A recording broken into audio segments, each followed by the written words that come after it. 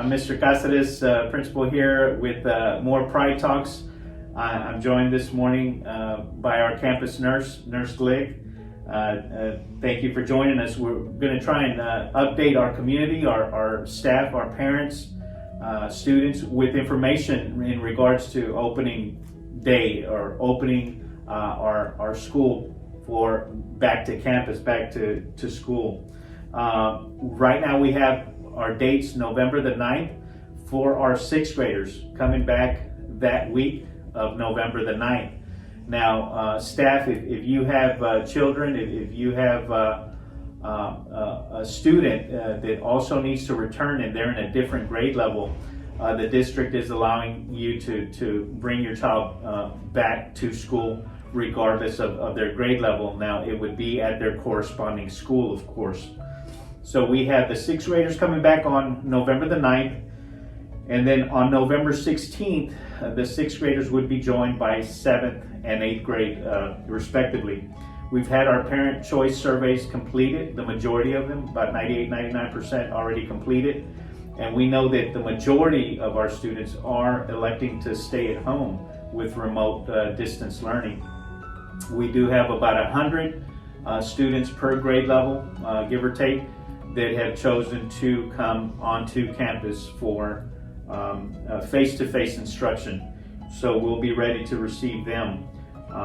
And we're talking about how that process looks. Students would come in, our sixth graders would come in through the southeast side, the way they normally have come in. The parents have usually snaked in and dropped off their child at the front of the school. On the southeast side, transportation as well would drop off there. We're looking at having our seventh graders come in through the west side, back here by the band hall, come in through the band hall, come in through the courtyard, the center courtyard, and into the seventh grade hallway.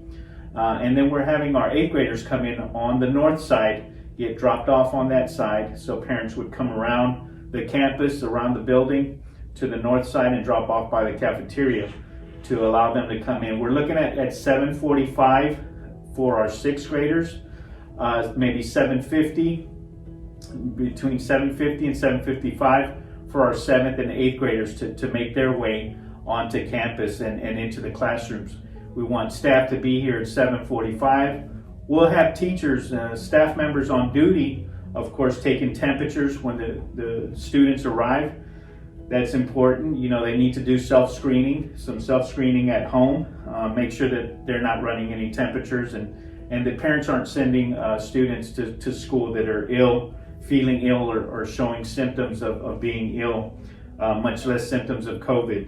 So we want to make sure that we have that in place, and the teachers are arriving to receive the students by 7:45 in their classrooms.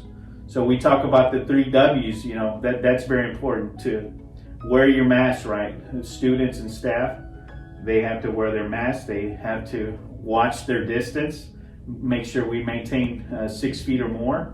The nurse and I are here at about 6 feet, but we're wearing our masks. So we'll talk a little bit about what close contact looks like, and we want to make sure that we're not in any way in close contact with students or students with staff that may affect them. But we'll talk about that in a little bit. So we want to make sure that we have our classrooms set up, and right now we have most of them set up with 10 desks, 10 to 12 desks, to receive about 10 to 12 students per classroom. And we've done that. We have hand sanitizers in every classroom. We've set those up. We've got sinks that have been placed in the 8th grade and 6th grade hallway so that students may wash their hands outside of the restroom as well. So they'll have an opportunity to wash their hands as they go from class to class or as they go to lunch. They'll be able to do that.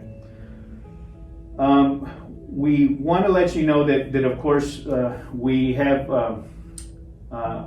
certain spaces on the campus that we have already designated as having a maximum capacity, where students cannot go over a certain capacity and that could be different depending on the classroom, depending on the site. For example, the band hall room or the band room itself, the orchestra room, and maybe the choir room could hold numbers larger than 10 to 12 students.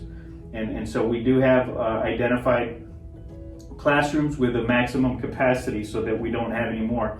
If we have more students, then we'd have to put them in an overflow room where they would be seen by a proctor or by another instructor at that time. So what do we have in place? We've got a COVID campus team that is going to be in place, because I know the question is, well, what's going to happen? You know, what if we get a positive test? What if we get someone that is sick and we have to isolate? You want to talk a little bit about that, Nurse Glick?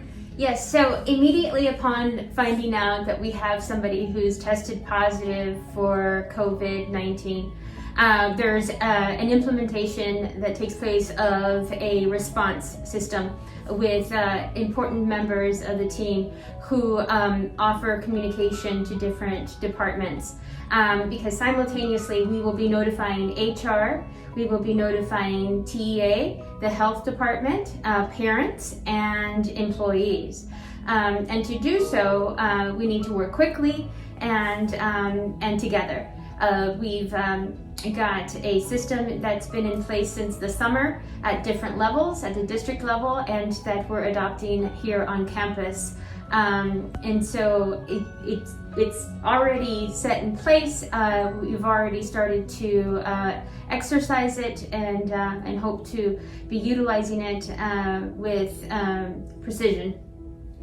So yeah, the COVID team will be quick in responding to a presumed or an actual COVID case that we have here, and we will notify the individuals. We'll do trace contacting. The nurse has been trained in trace contacting, but we're not alone in this situation. We have a district COVID team that will respond as well.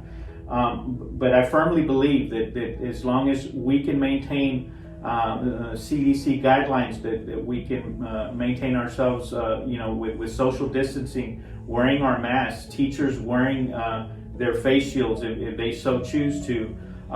Gloves are optional, but if we maintain the W's, watch our distance, wash our hands, sanitize them, and wear our masks, maintain our distance, we're going to be okay. And students will too if they follow these guidelines. There may be some questions like, what if a student can't wear their mask? Well, the beautiful thing is, of course, now we have choices. We have 3 choices. If they cannot follow the guidelines here on campus, then they have to go remote. They have to stay at home, and if they can get better, maybe they can go combination and be here a few days. But we cannot.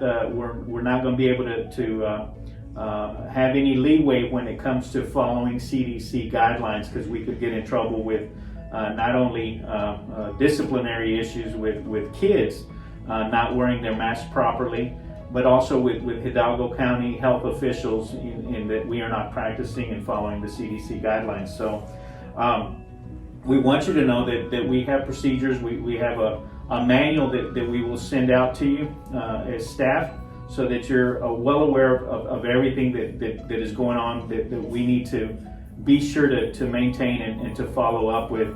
And it encompasses everything about, social distancing, wearing our PPE, and everything that we're doing here, what to do in case you feel sick. You have to isolate yourself or self-quarantine if you have to. When does that happen, right? So there's more information that'll come out with that.